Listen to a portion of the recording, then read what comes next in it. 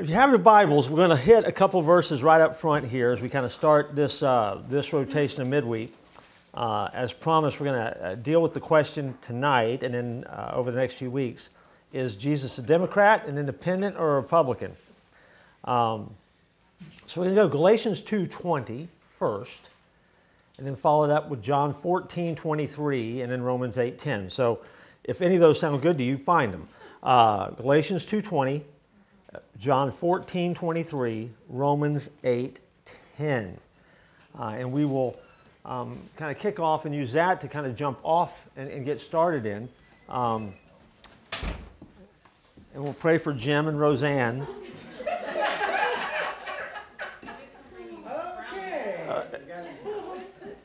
As they come in with food.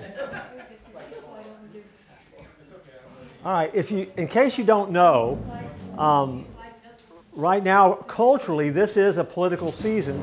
Show of hands, any of you watched the debate last night? Part of it? Okay. So did a whole lot of other people. I'm not going to ask what you thought about it, but it was certainly interesting, and I like WWE wrestling, so I had a great time. I thought it was great fun. I thoroughly enjoyed it. But I know some of you, I know some of the folks here at 434, and I also know that in this room, as I'm looking around the room, we have in this room folks who are affiliate or align themselves with the Republican Party.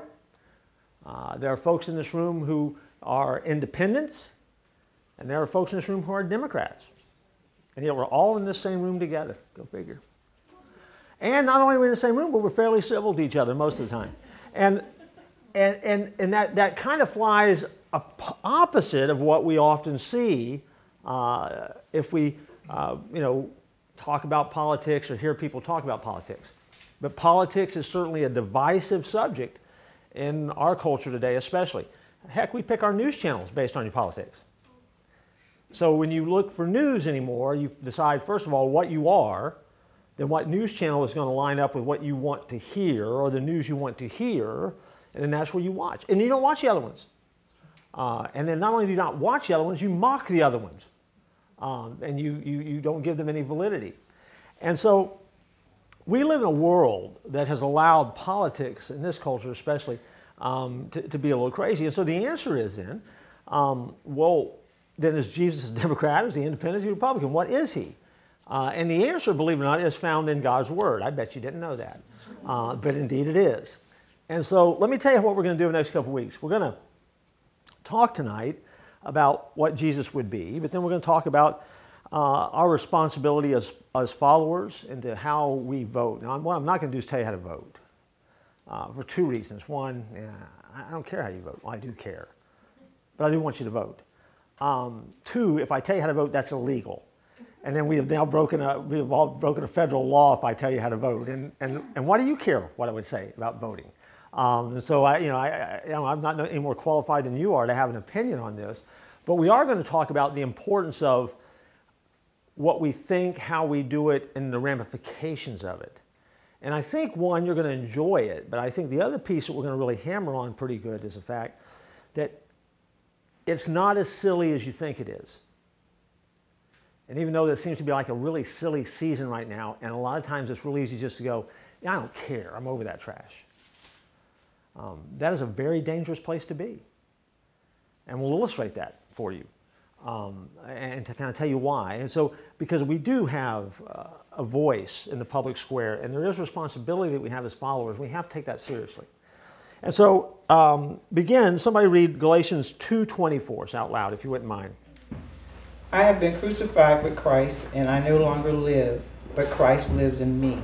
The life I live in the body, I live by faith in the Son of God, who loved me and gave himself for me. Okay. Now, add to that John 14:23. Anybody look that up? Jesus replied, if anyone loves me, he will obey my teaching. My Father will love him, and he will come to him and make our home with him. Okay. And then Romans 8:10. Did anybody look that up? Somebody read it?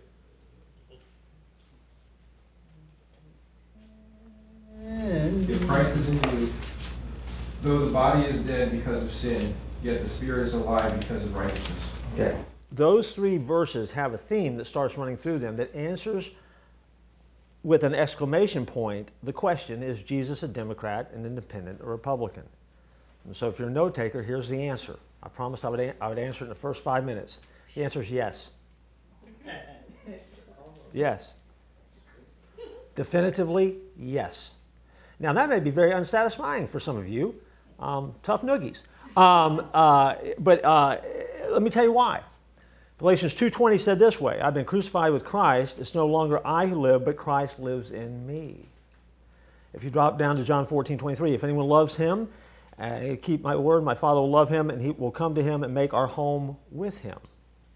And then Romans 8:10, but if Christ is in you, although the body is dead of sin, the spirit is life because of righteousness. What that simply says is this, when you make the decision as a follower to believe, trust, and follow Jesus, we understand the way that the spiritual dynamic works. Christ moves into you and he dwells within you. The statement, I don't come to dwell in temples built by men, means that Jesus dwells within us and we become his representatives. So believe it or not, whether you want to believe it or not, that is a biblical roadmap that you can use that answers that question. When you walk into a voting booth or when you fill out a ballot and send it back in, you are taking Jesus and you are taking him with you and you're making him an independent, a Democrat, or Republican. Which means if you're of one party and you think, well, how could a Christian vote the other way? They do all the time. And so therefore, Jesus is, in that moment, not registered, but you registered him. And see, we want so badly to separate Christ from the intricacies of our life, but that's not the way it works. And so therefore, if you're a follower, if you take seriously what it means to be a follower of Jesus Christ, and you have to take seriously the responsibility that you have, and then as a citizen, because the Bible does instruct us to do that too, and we'll talk about that a couple weeks down the road.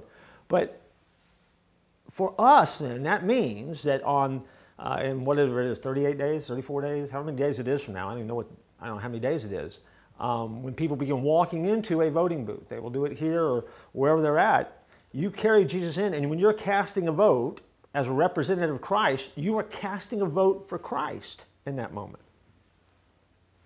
Well, see, that changes the whole complexion of the election now, doesn't it? See, that just means that you need to know who you're voting for, you need to know what you're voting for, you need to have some kind of sense of what it is you're doing. Because Jesus is all of those things because his representatives, you and I, walk in and we vote. And why we vote matters. Think back a few years ago, back in 2005, when Iraqis earned the right to vote. Remember those images? I mean, they were pretty stunning because they finally got the right to have an election. And so as they voted, they would get their thumbs. They had those blue thumbs and all those pictures of those blue thumbs. 80% of that nation went out to vote. 80%. Because they had fought so hard for democracy, and they had fought so hard to have something where they could really elect people because they never had the opportunity to do that before. And it was one of the most valuable things that they could imagine, and so they did it. Now, compared to them, in America, we are far less impressive in percentages. As a matter of fact, the numbers become staggering, and we will be talking about those down the road here. But they're staggering about the number of people who don't vote. And time after time, a lot of people will say, well, I won't vote because my vote doesn't matter. But yet, history says that your vote does matter. Now, some of you probably fall victim to this, and so let me help you a little bit with this. And I've used portions of it before. I've tried to be accurate with it. But there's a thing that floats around, and it will float around a lot during this voting season, the difference one vote makes. And it will say stuff like, one vote, kept the language in America from being English or German. One vote, caused Oliver Cromwell to become leader. I mean, there's a whole lot of stuff out there, and here's what you need to know about that. Most of it's not true. because we live in a day and age of misinformation, and it's the stuff that makes a great sermon illustration if it were true. If not, it's just pastorally speaking. And so, but it's not true. However, there are some things that are true that have happened that are very, very real and powerful. For example, in 1960, 63% of Americans voted in the presidential race between John F. Kennedy and Richard Nixon. And JFK won that election by 119,000 votes nationwide. By percentage, that was 0.17% of the vote. Put him in the White House instead of Richard Nixon to become President of the United States. That's raised within. It's just a few votes in the grand scheme of America. In 2002, only 51% of American voters cast ballots for George W. Bush or Al Gore or Ralph Nader. Some of you will remember this. Florida became a hot spot for this, the year of the hanging Chad. By the time it was done, by the time it was counted and recounted, you remember that, went to the Supreme Court, all the recounts, the difference is in Florida in votes that put Bush over top of Gore to become the President of the United States was 537 votes. Let me illustrate that for you.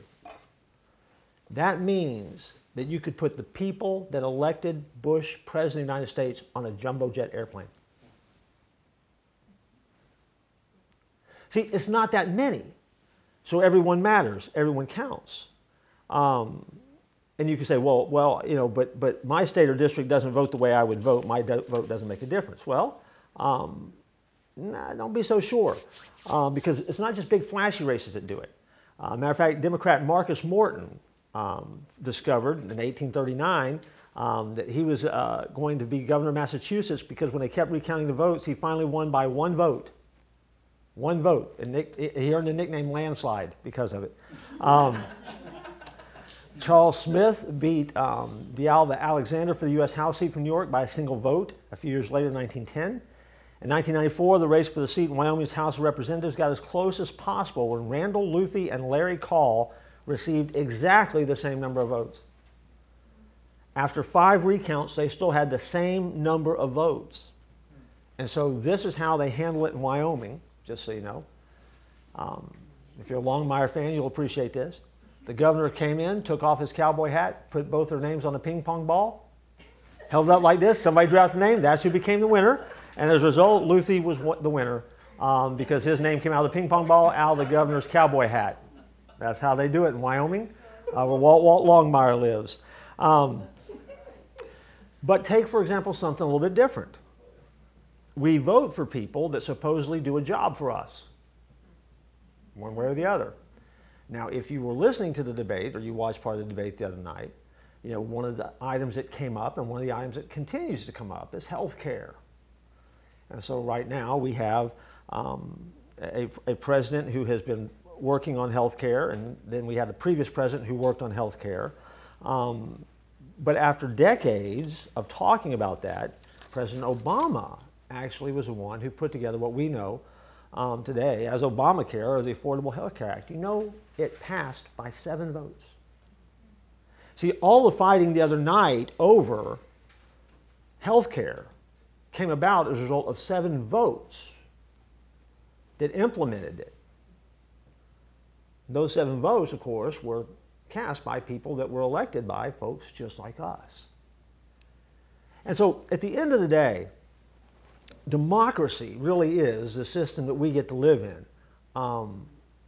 And when we change it, or if we want to change it, or we want to make it better, that really does mean that there is a way to do it, there's a way to navigate it, and a way to be responsible in doing that. And I really do believe that if you don't have a political agenda, you should. And what I mean by that is this. I'm going to give you my political agenda, okay? You don't need to keep this one, but this is mine, okay?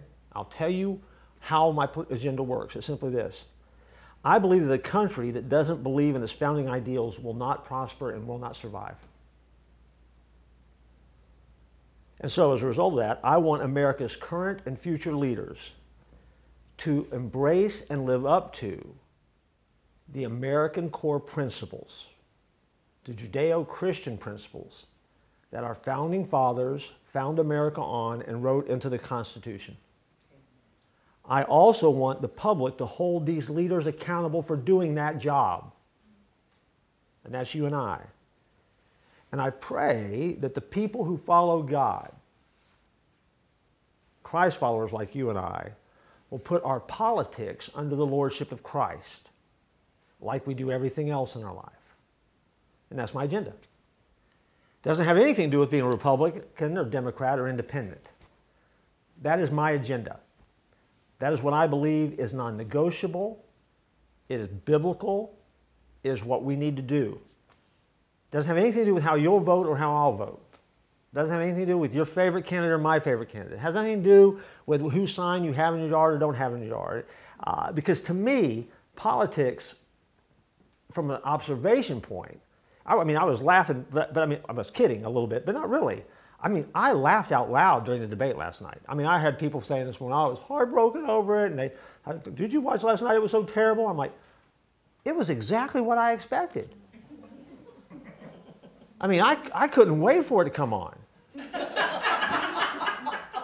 I was like, man, I can't wait. I could not wait for the weakest link to be over with, so I could turn to the debate, because it lived up to every expectation I had. I was eating ice cream. I was on the edge of my seat. I was listening real close. I'm like, whoo, hot dog. I was laughing out loud at it. I had people that were texting me in the middle of it. It was like watching a ball game. Because again, but it's exactly what I expected. Some people go, well, you know what? Neither one of them acted very presidential. Who cares? I don't care. So what? I don't think the expectation was that they were going to change, right? You knew who was in the debate. It's not that we don't know who's in these debates. We know who these people are. And so, it lived up to every expectation I had. Now, again, at the end of the day, the thing that disappointed me is that somewhere in the midst of all of that conversation is lost or buries the truth somewhere. Remember the verse I kept saying to you over and over again, John 8:32. Jesus made the statement, you'll know the truth, and the truth will set you free. And I said to you that we accept that at face value. It's a great principle. Jesus says it. We're not going to argue with it. But if you start contemplating what it means, and you take it in light of what it says, then the other thing that begins to happen pretty quickly for you is you begin to realize that the opposite is true also. Because if you don't know the truth,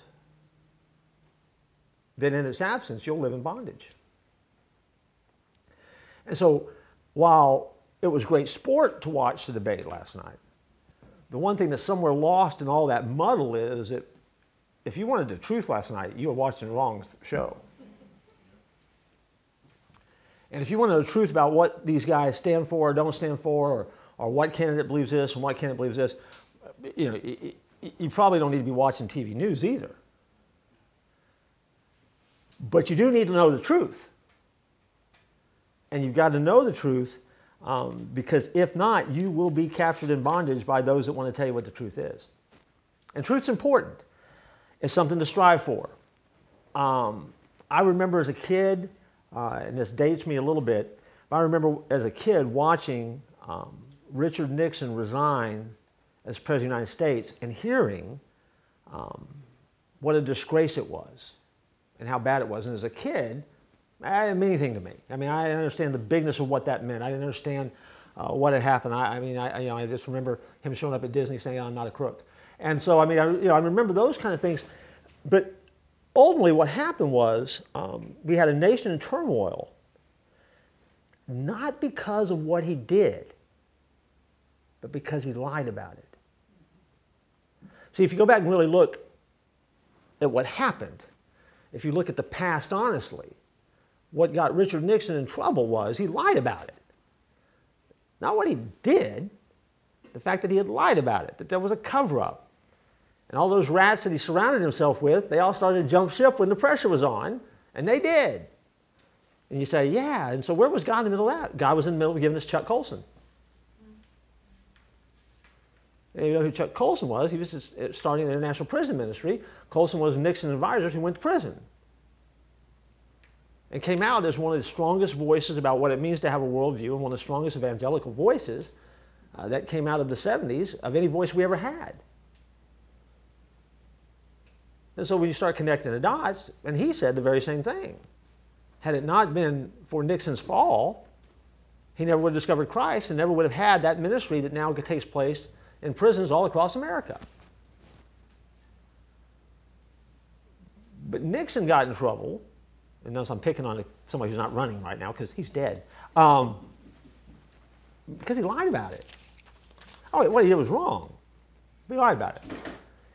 And so I know, I wish I'd have paid better attention as a kid in history and trying to pay attention to that, because now that I'm older, I recognize the fact that what happened in civilizations past really have impacted their present. And the lessons from the past really do impact our future. And so I think that maybe I should have been a more careful student of history when I was growing up. Maybe I should have paid more attention in history. But to me, it was just, old dead people that were long gone, and it was kind of boring. But since I've gotten older, I decided that if history was going to be any value in my life, I would have to decide what I wanted to hear, the truth about history, or I just wanted to have history that would fit into my preconceived notions and my preconceived beliefs. And if you think about it, we do it all the time, right? I mean, how often do we tune into something that lines up with what we believe? And if something doesn't line up with what we thought or believed, we very quickly kick it to the curb because that's just not possible. That's just got to be a lie. Now, that may or may not be true, though. But we tend to put a filter on when it comes to truth, and our filter always wants to categorize people into good guys or bad guys based on your religious or political preferences or beliefs. And you look for ways that you can kind of hang them on the wall and kind of tag them, and that's what you do. If you go back a long time ago, you'll discover that the past is what's real and true. History is merely what someone recorded. The past and history are not necessarily the same thing. History is recorded by the winners. I mean, if you go back to the Middle Ages, historically, was written by the people who won the fights. When we think of the Middle Ages, I mean, the Middle Ages history we have was written by the one with the sharpest axe. That may or may not have been what the past was like. Now, fortunately for us, we're more civilized. But with history is something that someone has recorded. The past are the events that happen. And now, I don't know if you've ever taken the time to read the books, but I'm fascinated by those books of all the things you learn in history are wrong.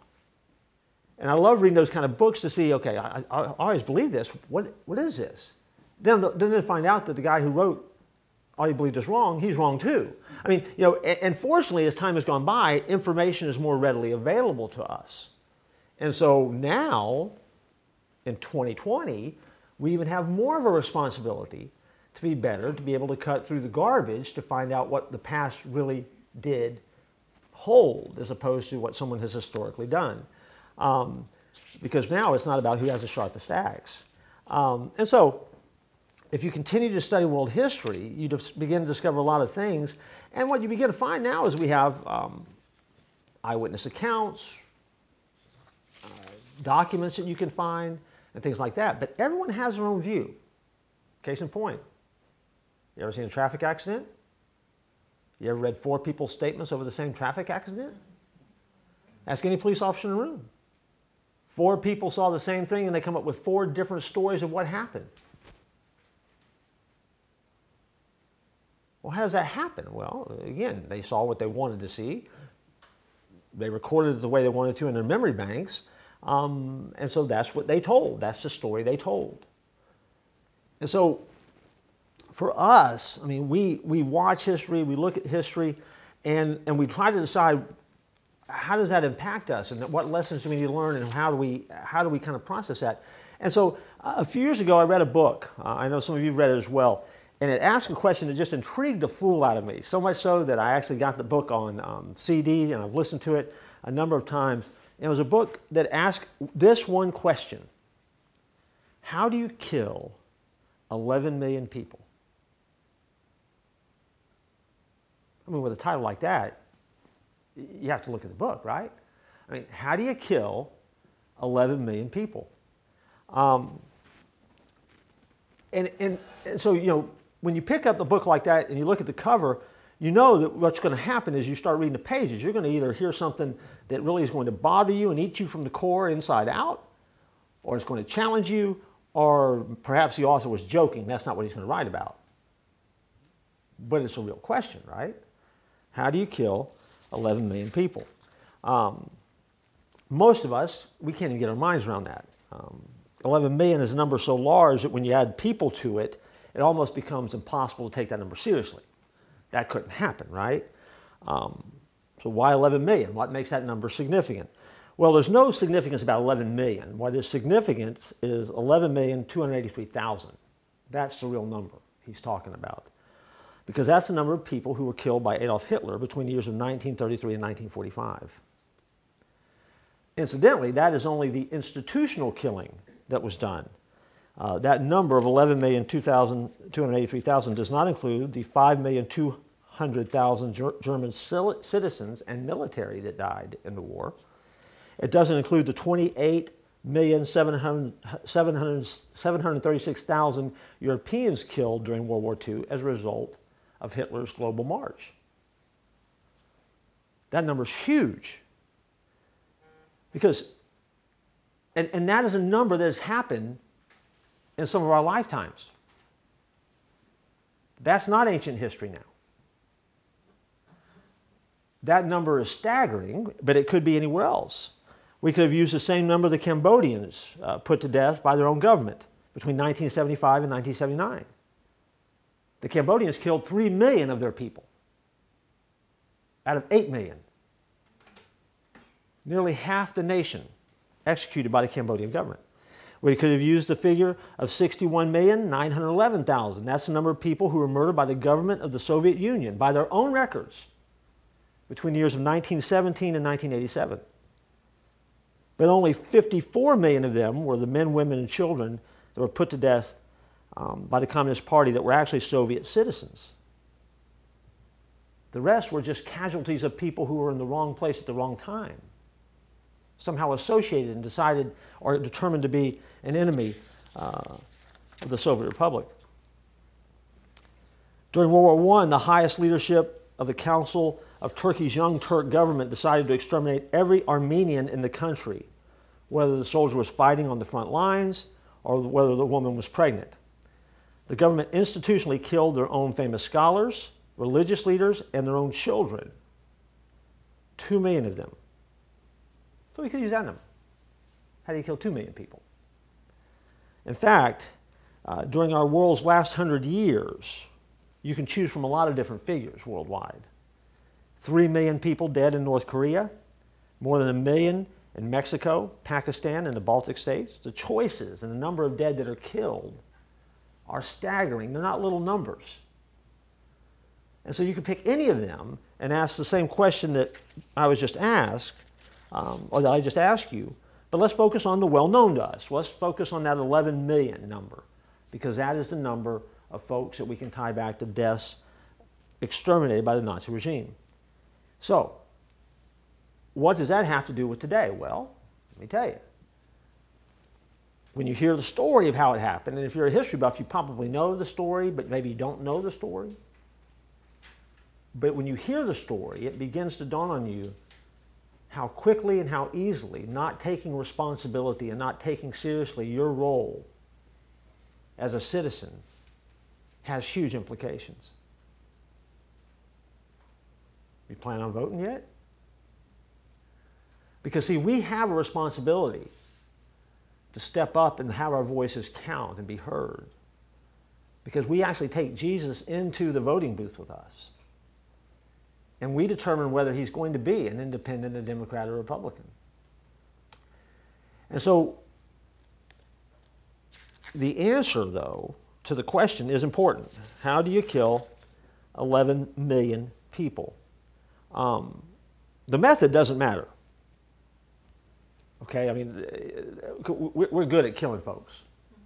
So the method doesn't have anything to do with it. The real question behind that one that you have to answer is, how did 11 million people allow themselves to be killed? Right? Because let's get a real crass kind of illustration that's not for the squeamish. But let's say that there is a single terrorist that walks into a movie theater with 300 people in it and begins opening fire. You and I both know that while people will die, they will not kill 300 people. Why? Because people will run, people will hide, people will duck. Hopefully there will be people near them that actually tackle the gunman, put him to the ground. Will there be casualties? Yes. Will all 300 people die? No. Why? Because people did something. But when you look back in history, you have to figure out how in the world then did Nazi Germany manage to kill 11 million people? And when you start looking closely at history, these were people who were guarded by very few Nazi soldiers, and families willingly loaded their entire family into railroad cars to travel to the death camps that they would never emerge from. See, if you go back and you pay close attention to history, when the Nazis moved through and began exterminating people,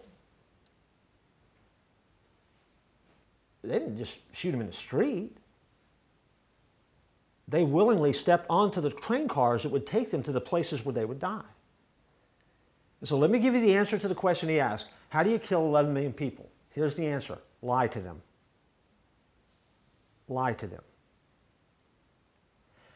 When I said the other night, although it was great fun watching the debate, the sad part for me as I watched the debate is it was hard to find the truth. But if people will believe a lie, then anything can happen. And this is more telling right now during this season we've been through, because we've just been through, or we're still in the midst of, a coronavirus season. 8 weeks ago, I stood up and began going through a list of things, of all the things that we had lost over a 5-month period due to the coronavirus, liberties that we had lost, things that had been taken away from us or that we had been mandated to do, and we just did them willingly, or maybe not willingly, but we did them. And when I did it, I got a huge reaction from some of the folks that were here live and some of the folks who watched us online, because everybody read their own political agenda to the list. The list was just a list. The list was just a simple statement of facts. If you go back and you listen to it and remember it, you remember what I said. It had nothing to do with politics. It had nothing to do with an opinion. It had nothing to do with it simply stating, this is what we lost. This is what we've done. But along the way, ask yourself, did you ever ask the question why, or who knows, or should we really do this, or is this the best plan? Or did we simply instead say, well, they must know? But you don't know who they are, but we decided they must know. I mean, and so then what happened is the longer it went on, the more people kind of got tired of it, and the more you begin to hear, oh, this is crazy stuff, right? And people began to push back, and then you found out that people got mad when you pushed back. And so then we put people in camps of what they believe or what they don't believe or what they think or what they don't think. And people get all bent out of shape, and we started looking at people and making value judgments on their lives based on whether or not they had a mask on or whether or not they would give you 6 feet of space or whether or not, this business was doing it right.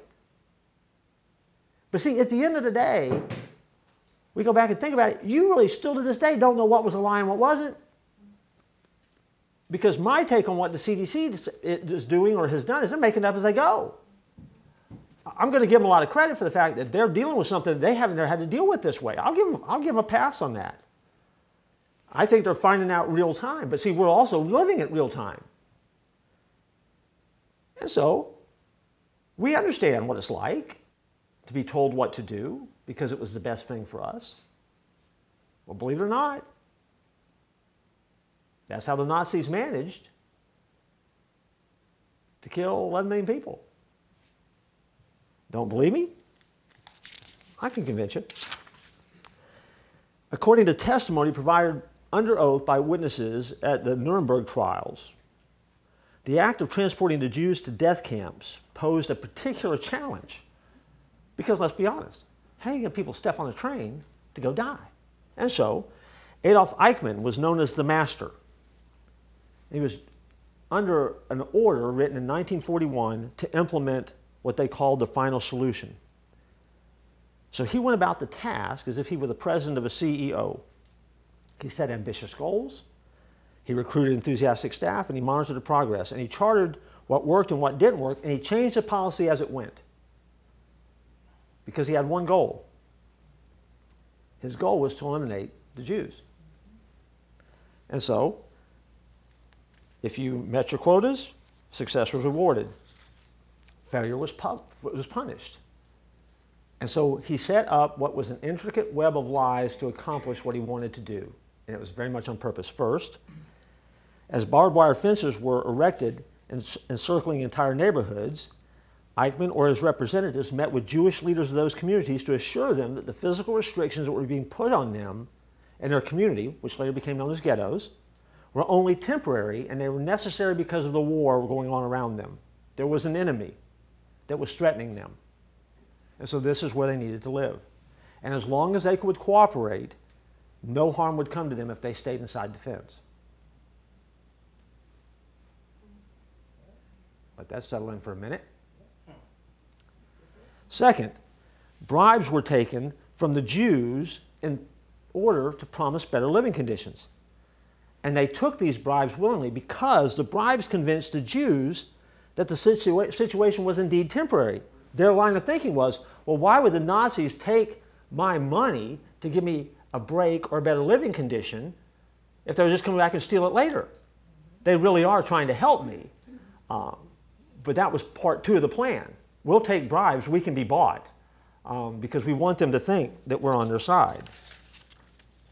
And then finally, Eichmann would appear before a gathering of the entire ghetto, accompanied by an entourage of no more than 30 people. Most of them people from the very community that they were there to protect. Only a handful of armed soldiers. They didn't move an army in to do this. And according to sworn statements, these were his exact words. And we're out of time, so we'll finish up here. Jews, at last, it can be reported to you that the Russians are advancing on our eastern front. I apologize for the hasty way that we brought you into our protection. Unfortunately, there was little time to explain. You have nothing to worry about. We only have the best intentions for you. You will leave here shortly and be sent to some very fine places indeed, and you will work there. Your wives will stay there. Your children will be able to go to school there, and you will have wonderful lives. Now, we're all going to be crowded on the trains, but the journey is short. So men, help us out. Keep your families together and board the rail cars in an orderly manner. Quickly, my friends, we must hurry. And then what they would do at these ghettos is that the Jewish husbands and fathers were relieved by the explanation, and they were comforted by the fact when they looked around there weren't armed soldiers. They were just people that they knew from their own communities. And so, in containers designed to transport 8 cows, each was packed with a minimum of 100 human beings. And they were quickly padlocked. In that moment, they were lost. And the trains just didn't stop until they reached one of the 15,000 camps that had been set up that would become what would be known as death camps or concentration camps. And that's how you kill 11 million people. You lied to them. And they jumped on the trains themselves. And you say, but wait, that didn't happen overnight. How did they get to that point? How did they get to a moment that was so out of hand? And that's why you have to go back to what we started with. You have to be willing to look for the truth. And you have to be willing to hear the truth to prevent that. Now, I know you're riveted. And now we went from having a fun talk about the debate to this very depressing talk about Nazi Germany. But we're done. We're out of time. And so we got to go. So next week we'll pick up there. And we're going to talk about what happens in the responsibility that we have in our culture to make sure that we are represented by people who represent us well and who will do the best for us, and our responsibility of what we need to be looking for, not in candidates, but in ideas and concepts. And then you have to see, if you are a follower and you hold on to these things that are important and biblical, then who is it that's out there that is going to try to accomplish these things and hold on to these truths? Because that becomes what you take into your voting booth. And it's not as easy as you think sometimes. Sometimes you have to do a little work. Make sense? I'll pray. If you have any questions, you can ask on the way out. Sorry to depress you. Let's pray. Jesus, we thank you that you have given us the opportunity to have you dwell within us. Your Spirit changes everything. Our lives are different because of you, and we have a responsibility to flesh our lives out in a way that brings you honor. And so, God, I pray that tonight we would take the first step in a journey in helping us to think about how we flesh out what it means to be a person who wants to make an impact in the world and wants to be people of change and make a dent in the universe. And so, God, I ask that you would just help us as we think about who you've called us to be and how we flesh out that calling each day. And when we're done, I pray that we would walk away somehow more closer and more inspired to get it right. We pray in Jesus' name. Amen. All right.